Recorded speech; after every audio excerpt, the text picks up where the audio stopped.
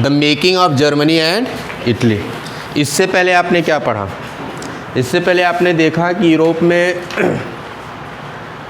Specially अगर मैं Germany और इटली की बात करता हूँ तो ये नेशन स्टेट के रूप में नहीं थे ना। और नेशन स्टेट का डिफिनेशन मैंने आपको बता दिया है, इसमें कॉमन कल्चर होना चाहिए, कॉमन लैंग्वेज। तो ये जो दो आपका एरिया था जर्मन और इटली, ये दोनों उस समय तक नेशन स्टेट के रूप में नहीं थे। अभी हम यहाँ पे क्या पढ़ेंगे कि कैसे जर्मनी और कैसे इटली में यूनिफिकेशन होता है और कैसे ये नेशन स्टेट बनते हैं, ये आपको यहाँ पे समझना होगा। तो पहला पॉइंट हमारा है Germany.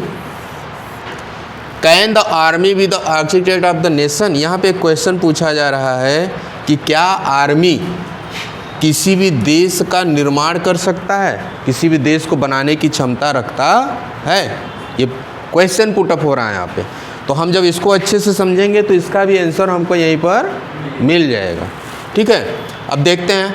After 1848 nationalism in Europe moved away from its association with democracy and revolution. 1848 के पहले जितने भी रेवोल्यूशन हो रहे थे यूरोप में, उस रेवोल्यूशन का मेन एम क्या था? यूरोप है, ये मान लीजिए फ्रांस है, और फ्रांस के अतिरिक्त बहुत सारे छोटे छोटे रीजन भी होंगे, इसमें आपके छोटे छोटे एरियाज़ भी हैं यहाँ पे। तो फ्रांस में सबसे पहले रेवोल्यूशन हुआ और फ्रांस ने अपने यहाँ क्या ले लिया? डेमोक्रेसी ले लिया। तो फ्रांस को देखकर जो अदर स्टेट थे आपके, वो भी अपने यहाँ क्या चाहते थे? डेमोक्रेसी चाहते थे। लेकिन ये डेमोक्रेसी की जो थिंकिंग थी ये कब तक थी? बिफोर 1848। 1848 के पहले हर रेवोल्यूशन का मेन एम होता था मोनार्कल सिस्टम को ख़त्म किया जाए, वहाँ पे क्या लाया जाए? डेमोक्रेसी। लेकिन यहाँ पे आफ्टर 1848 के बाद चीज़ें बदल गई। ठीक है, चीज़ें बदल गई। अब जो डेमोक्रेसी मेन थीम होता था किसी भी रेवोल्यूशन का, अब वो दूर होने लगा, उसमें दूसरी चीज़ें आके इंक्लूड होने लगी। तो दूसरी चीज़ क्या थी? नेशनलिस्ट सेंटिमेंट्स और ऑफ्टेन मोबिलाइज बाय कंजर्वेटिव। अब यहाँ पे देखो, जो कंजर्वेटिव थे ना, अब कंजर्वेटिव ही बोलने लगे। और पहले कंजर्वेटिव क्या कहते थे? पहले कंजर्वेटिव कहते थे कि हमारे यहाँ राजा का शासन होगा, मोनार्कल सिस्टम चलेगा, राजा शासन करेगा, किसी प्रकार का इलेक्शन वगैरह नहीं होगा। लेकिन अब यहाँ पे कंजर्वेटिव ही किसकी बात करने लगा? नेशनलिस्ट सेंटीमेंट की बात करने लगा। इससे पहले जो कंजर्वेटिव था वो किसका बात कर रहा था?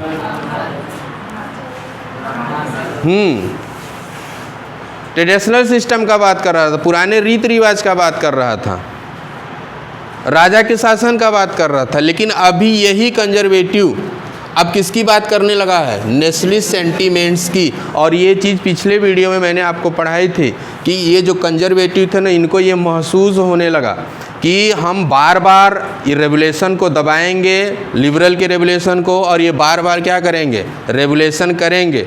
तो हमको क्या चाहिए? हमको चाहिए कि हम कुछ ऐसी व्यवस्था निकालें, इनको कुछ इस प्रकार की हम छूट दे दें कि ये रेवोल्यूशन ही ना करें। ये चीज़ मैंने पिछले वीडियो में आपको बताया था, और छूट भी दिया गया। हंगरी ने छूट दिया ना, उसमें पढ़ा था आपने, छूट भी दिया गया। तो अब यहाँ पे एक नया सिस्टम कंजर्वेटिव्स के द्वारा चल रहा है। उनके दिमाग में एक नया आइडिया आया है कि हम जो रेवोल्यूशन कर रहे हैं उनके भी डिमांड को ध्यान में रखकर उनको कंसेशन दे दें और हम खुद नेशनलिस्ट सेंटीमेंट की बात करें। तो नेशनलिस्ट सेंटीमेंट से क्या होगा? अब जैसे देखो, ये मान लेते हैं हमारा क्या है? फ्रांस है। इसके बाद ये सारा एरिया क्या है? या मान लेते हैं ये जर्मनी ही हमारा है। जर्मनी के आसपास में बहुत सारे छोटे छोटे स्टेट बसे हुए हैं। अब अगर कंजर्वेटिव कहता है कि हम नेशनल सेंटीमेंट की बात करेंगे, जो जर्मनी का इतना एरिया है इसको हम क्या कर देंगे? यूनिफाइड कर देंगे, इसको एक बना देंगे। ना। और एक बनाने के लिए क्या करना पड़ेगा, लोगों के दिलों में नेशनल फीलिंग क्रिएट करना पड़ेगा, नेशनल सेंटीमेंट क्रिएट करना पड़ेगा। तो पहले ये बात तो लिबरल करते थे, लेकिन अब कौन करने लगा है, कंजर्वेटिव करने लगा है। तो कंजर्वेटिव को इससे बेनिफिट क्या होगा, कंजर्वेटिव को बेनिफिट होगा स्टेट पावर उसका बढ़ेगा, उसकी ताकत बढ़ेगी। अगर इसमें बहुत सारे एरिया जुड़ेंगे तो पॉलिटिकल डोमिनेशन भी उसका बढ़ेगा। यूरोप में जो इतना छोटा सा था अभी कितना हो गया, बहुत सारे एरिया को अपने अंदर क्या कर लिया, इंक्लूड कर लिया, तो उसकी बाउंड्री भी तो बढ़ेगी। ये उनके माइंड में ये बात आ गई कि हम जो रेवोल्यूशन कर रहे हैं, जो लिबरल हैं, उनको छूट दे देंगे, कंसेशन दे देंगे, और हम खुद किस चीज़ की बात करेंगे, नेशनलिस्ट सेंटीमेंट की बात करके अपने दायरे को बढ़ाएंगे, अपने स्टेट पावर को बढ़ाएंगे, अपने पॉलिटिकल डोमिनेशन को बढ़ा लें। ऐसी थिंकिंग थी किसकी, कंजर्वेटिव। अब दो चीज़ें स्पष्ट कर लेना, यहाँ पे क्लियर कर लेना। कंजर्वेटिव 1848 के पहले क्या चाहते थे, मोनार्कल सिस्टम हो, पुराना रीति रिवाज जैसे चला आ रहा था उस तरह से चले।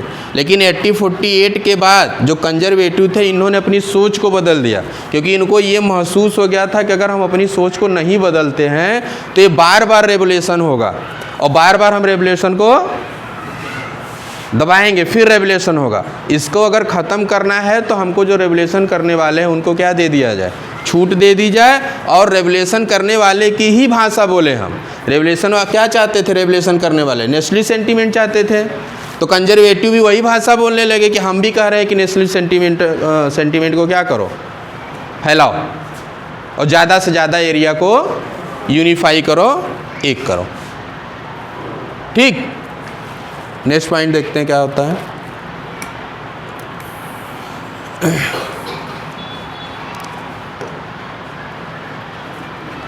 This can be observe in the process by the Germany and Italy came to be unified nation. ऊपर जो मैंने कंजर्वेटिव वाला सिस्टम बताया ना, इसका एग्जाम्पल हमको कहाँ मिलता है, जब जर्मनी और इटली का यूनिफिकेशन होता है नेशन स्टेट के रूप में, तो यहाँ आपको देखने को मिलेगा कि जो राजा चाहता था कि कभी यहाँ पे नेशनलिस्ट सेंटीमेंट न फैले, वही राजा क्या करता है, नेशनलिस्ट सेंटीमेंट फैलाने का लीडरशिप अपने ऊपर ले लेता है। यहाँ पे आपको देखने को मिलेगा। You have seen nationalist feeling were widespread among middle class Germans who in 1848 tried to unite the different region of the German Confederation into a nation state। अब उस समय क्या था, नेशनलिस्ट फीलिंग जो था बहुत हाई पर था, बहुत जर्मनी में पूरी तरह से क्या था, फैल चुका था। ठीक है, और जो जर्मन कन्फेडरेशन था वो किस में कन्वर्ट होना चाहता था, एक नेशन स्टेट में बदलना चाहता था। लेकिन उस पर शासन कौन करना चाहेगा, इलेक्टेड पार्लियामेंट। ये लिबरल की सोच थी कि एक जर्मन नेशन बनाया जाए, उसमें इलेक्शन हो, पार्लियामेंट बनाया जाए, और पार्लियामेंट उसके ऊपर क्या करे, शासन करे। ऐसी सोच थी उस समय। लेकिन ऐसा होता नहीं है। होता क्या है,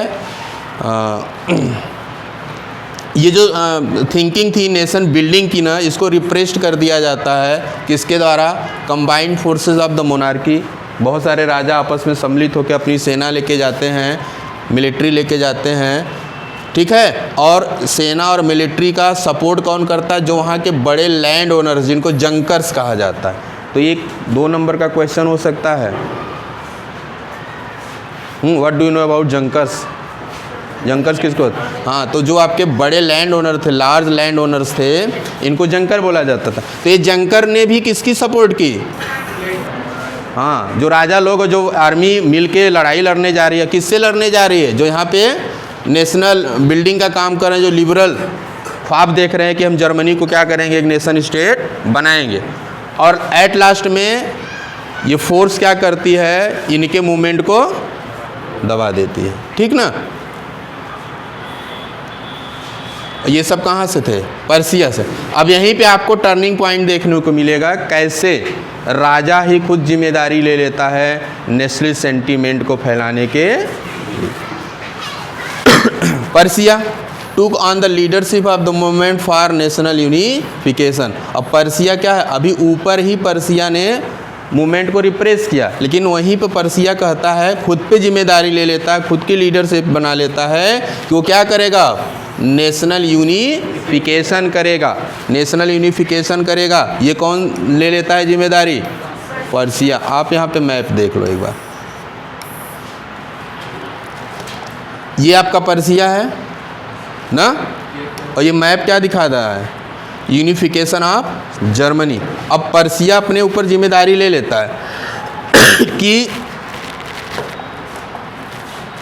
कि मैं क्या करूँगा, पूरे जनवरी का यूनिफिकेशन करूँगा। तो पर्सिया तो यहीं तक था। अब पर्सिया धीरे धीरे क्या करता है, इन सारे एरिया को इंक्लूड करना चाहता है, इनको क्या करना चाहता है, जोड़ना चाहता है, और जोड़ के एक नेशन बनाना चाहता है। उसका नाम क्या रखना चाहता है? जर्मनी। लेकिन ये कर कौन रहा है?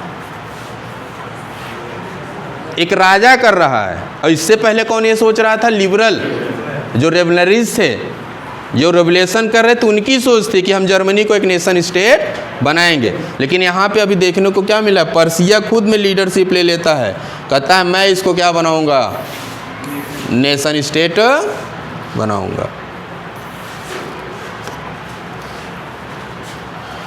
अच्छा, ये लीडरशिप चला, और ये लीडरशिप किसके अंडर में चलता है? चीफ मिनिस्टर वहाँ के थे ओटो वन बिस्मार्क। ये नाम हमेशा याद रखना, जिन्होंने यूनिफिकेशन का जो प्रोसेस था ना, वो पर्शियन आर्मी के साथ और उसके ब्यूरोक्रेसी के साथ मिलकर आगे बढ़ाया।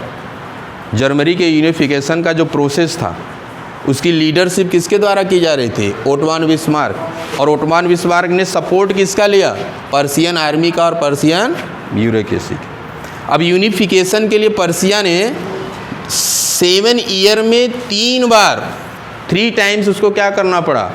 युद्ध करना पड़ा यूनिफिकेशन प्रोसेस के लिए। और इसका युद्ध किससे चला? ऑस्ट्रिया से, डेनमार्क से और फ्रांस से। एट लास्ट में पर्सिया क्या होता है? जैसे इस युद्ध में पर्सिया जीतता है, ठीक उसी समय प्रोसेस ऑफ यूनिफिकेशन भी क्या हो जाता है? कंप्लीट हो जाता है। प्रोसेस ऑफ यूनिफिकेशन भी कंप्लीट। अब आप एक बार मैप को देखो, तब आपको समझ में आएगा। देखिए आप मैप को, पर्सिया बिफोर 1866। ये जो पर्सिया आपको दिख रहा है, ये 1866 के पहले, ठीक है। यहाँ पे जो येलो कलर दिख रहा है, ये वाला कलर आपको, ये दिख रहा है ना, ये क्या है? ये कनक्योर्ड बाई पर्सिया। पर्सिया ने इस पर विजय हासिल की, इसको जीत लिया था। इन ऑस्ट्रो पर्सियन वार 1866 में जो ऑस्ट्रो पर्सिया वार चला था, उस वार में पर्सिया ने इस एरिया को भी कनक्योर्ड कर लिया, जीत लिया, अपने अंडर में कर लिया। तो यूनिफिकेशन हो गया कि नहीं थोड़ा सा? अब पर्सिया का पहले इतना था एरिया, अब कुछ एरिया तो इसका बढ़ाइए। आगे क्या हो रहा है?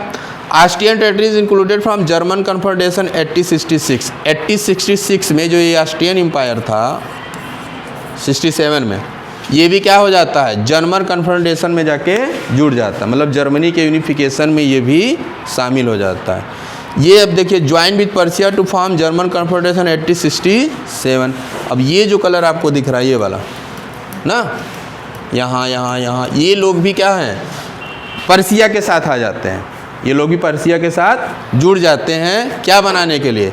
German confederation. और यही जर्मन कन्फेडरेशन आगे चल के क्या बनाता है? नेशन स्टेट बना लेता है। यहाँ पे कलर आपको और देखने को मिला है, साउथ जर्मन स्टेट, ये वाला ना, south German state join with Persia to form German empire. ये भी पर्सिया से मिल जाता है। ये कब? 1871 में ये भी पर्सिया से मिल जाता है। क्या बनाने के लिए? जर्मन एम्पायर बनाने के लिए, ठीक है। 1871 में ये एरिया दिख रहा है ना, ये वाला पर्सिया और फ्रांसको का वार चलता है 1871 में, और पर्सिया इसको क्या कर लेता है? तो ये जब 3 युद्ध से 7 ईयर में लड़ा, और जैसे युद्ध समाप्त होता है, पर्सिया क्या होता है? विजेता घोषित होता है। और जैसे ही पर्सिया विजेता घोषित होता है, पूरे जर्मनी का क्या हो जाता है? यूनिफिकेशन का जो प्रोसेस था वो भी कंप्लीट। पहले यहीं तक पर्सिया था, लेकिन अब देखो पूरा जर्मनी उसने क्या कर दिया? यूनिफाइड कर दिया। जैसे युद्ध समाप्त होता है उसी के साथ साथ ये प्रोसेस भी कंप्लीट हो जाता। क्लियर?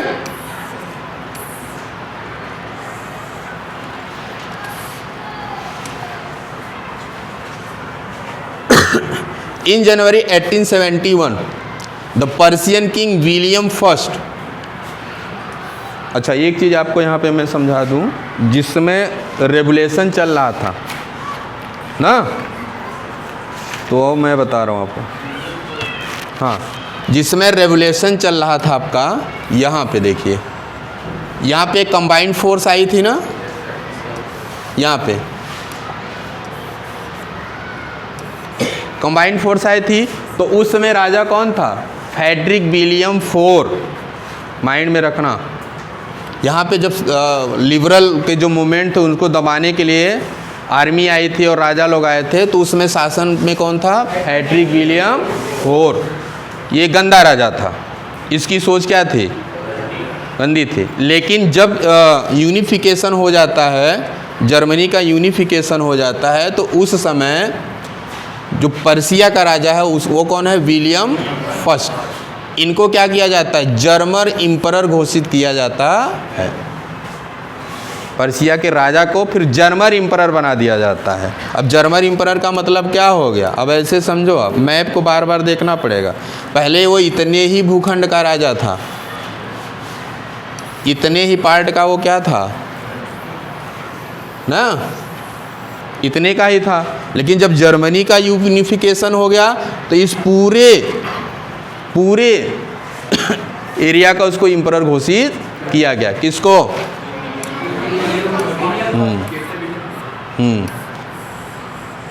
King William I। ठीक है, ये जो फिगर शो कर रहा है ये क्या है? पास करो इसको।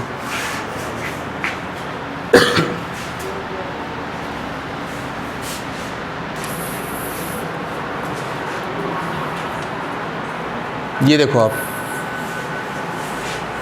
देख रहे हो? The proclamation of the German Empire in the hall of mirrors at Versailles, Anton von Werner.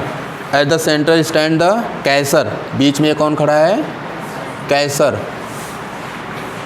And the chief commander of the Persian army general von Roon. Near them the बिस्मार्क्स।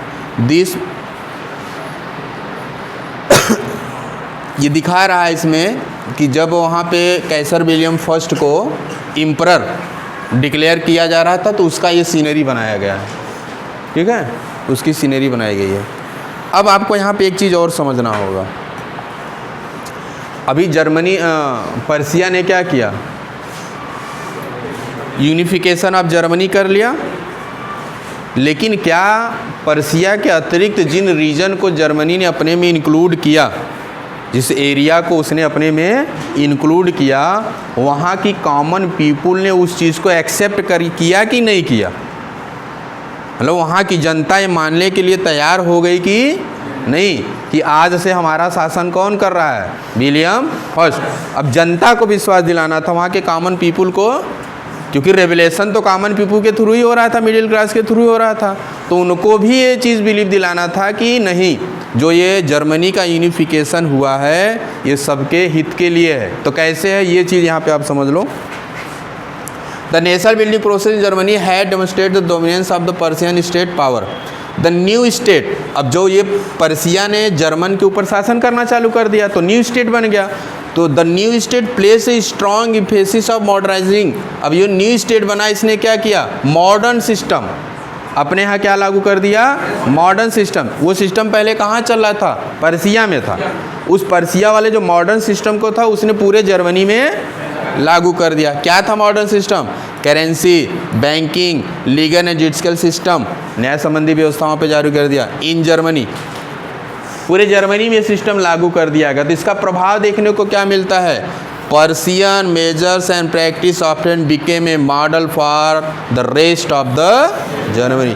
पूरे जर्मनी के लिए क्या बन जाता है? Model बन जाता है। इट मीन्स जर्मनी ने उस बात को एक्सेप्ट कर लिया कि इसके शासन में क्या देखने को मिलेगा? डेवलपमेंट। तो आपने यहाँ पे एक चीज़ देखा ना, पहले मिडिल क्लास वाले, लिबरल वाले क्या करते थे? उनकी डिमांड थी नेशन स्टेट बनाया जाए। लेकिन अभी यहाँ पे नेशन स्टेट किसके थ्रू बना है? राजा के थ्रू बना। राजा ने ही नेशन स्टेट की बात की ना, नेशनल सेंटीमेंट को फैलाया, फिर यूनिफिकेशन किया, राजा ही कर रहा है। कर रहा ही नहीं कर रहा है, ये चीज़ यहाँ पे क्या हो गई? प्रूफ हो गई। नेक्स्ट वीडियो में हम लोग क्या देख लेंगे? इटली का यूनिफिकेशन कैसे होता है। बंद करो इसको।